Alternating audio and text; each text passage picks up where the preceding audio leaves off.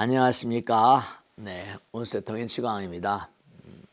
또 재미난 질문을 좀 풀어보겠습니다. 이런 질문을 아주 많이 하세요. 근데 지난번에도 한번 나름대로 설명을 드린 것 같은데 비슷한 유사한 말씀이 또 올라왔네요. 안녕하세요, 큰 스님. 남편이 집안 장손이라 저희 집에서 매년 친척분들과 집안 제사를 지내고 있습니다. 하지만 작년 가을부터 남편의 치매가 심해져 요양원에 모셨습니다. 친척분들은 집안에 아픈 사람이 있을 때는 제사를 지내는 것이 아니라고 합니다. 왜 그런 것인지요? 만약에 저희 집에서 제사를 못 지내면 아들 집에서 해야 하는 건지요? 혹은 친척 집에서 지내야 하는 건지요? 궁금합니다. 이랬습니다. 네.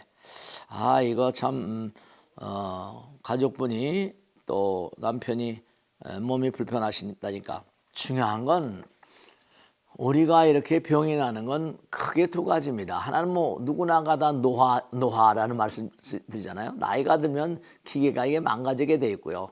또 하나 이제 그 병을 가속화시키는 게 뭐냐면 이 몸이라는 게 그 유명한 미국의 세포역학자는 세포가 신이라고 부릅니다. 세포 내에 있는 유전자가 너무너무 작동 능력이 대단하다는 겁니다.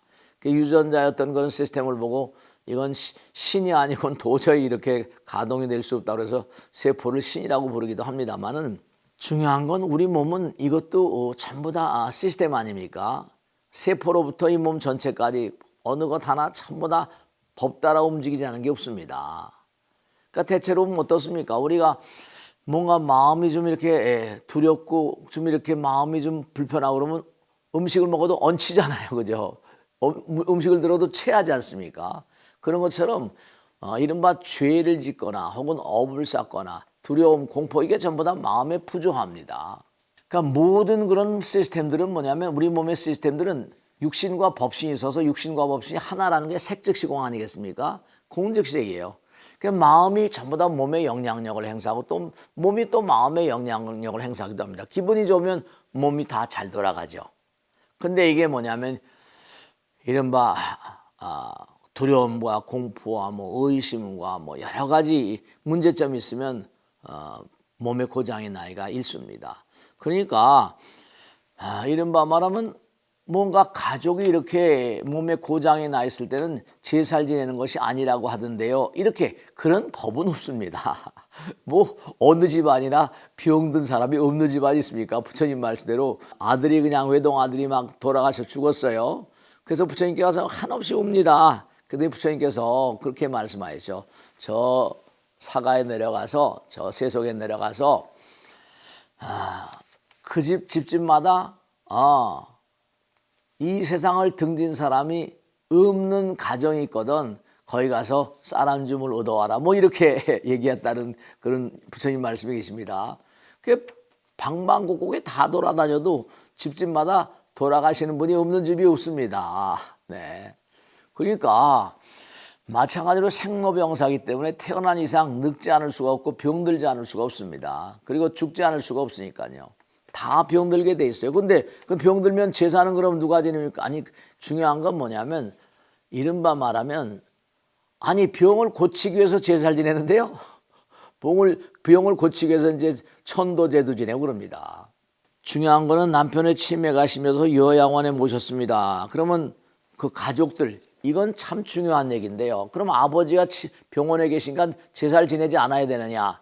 그건 아니라고 제가 판단합니다. 왜냐하면 이건 제사라는 건 영혼을 가는 우리의 마음의 어떤 그런 영원성을 담보로 하는 중차되는 의식이거든요. 돌아가신 분들을 위해서 정성스러운 마음으로 제를 지내는 게 결국 내가 좋은 겁니다. 조상님께 할 도리를 다 하게 되면 내 마음 편안하고 물론 음식을 너무 많이 차리지 마세요. 제가 항상 드린 말씀이 옛날에 뭐 홍동백서 해가지고 뭐 해가지고 그 뭐 떡 벌어지게 하는 게 아니라 가족들이 먹는 음식하고 뭐 평상시에 가지고 그 철철마다 있는 과일 같은 거 잠깐 하고 뭐 해가지고 간략하게 해서 정성이 문제죠. 그래서 이 제사를 대물림을 해야 됩니다. 그래야지 그런 얘기 많이 하지 않습니까? 너 그러다 제밥도 못 얻어먹는다고. 그럼 만약에 그 제사를 자손들에게 물려주지 않고서는 어떻게 됩니까? 물려주지 않고서는 이 다음에 돌아가시게 되면 제밥도 못 얻어 먹어요. 근데 항상 이게 여담으로 말씀드리면 스님 제사를 올리게 되면 그 음식을 영혼들 귀신들이 먹습니까? 이렇게 묻는 분들이 계세요. 제가 지난번에도 한번 어느 자리에서 말씀드렸는데 명확히 말씀드릴게요. 여러분 우리가 이렇게 뭐 고속도로를 달리거나 어떻게 하다 보면 껄떡하면 나라가 바뀐다고 항상 그러지 않습니까? 그러면 껄떡하면 나라가 바뀌는데 나의 생각과 잠깐 졸았어요. 나의 생각과 감정과 모든 어떤 사상 같은 것들이 이 세상을 등진다고 해서 사라지지 않습니다. 그대로 갑니다. 여러분 이 세상을 넘어가시죠. 저 세상을 가더라도 음식이 있습니다. 우리들이 먹는 음식은 3차원적인 음식이고요. 저들이 먹는 음식은 4차원적인 음식입니다. 그게 흠양이라고 해서 그들은 우리들과 패턴이 달라가지고 뭐 향기를 먹는다 뭐 여러 가지 얘기합니다만 여러분 제사할 때 49제 같은 거 지낼 때 시식을 꼭 올리죠. 관음식. 영혼들에게 베푸는 음식입니다. 그리고 또 하나 아주 중요한 게 여러분 저 세상엔 이른바 아까 말씀대로 옷을 다 입습니다. 우리가 제사 지낼 때 49제 지낼 때 소각하잖아요. 그들도 전부 다 옷을 그러니까 경전에 뭐냐면 그런 게 다 나오잖아요. 하늘나라 사람들의 그 옷은 아주 아름답고 보통 사람들의 뭐 색깔은 영혼들도 옷을 입습니다. 색깔이 다 달라요.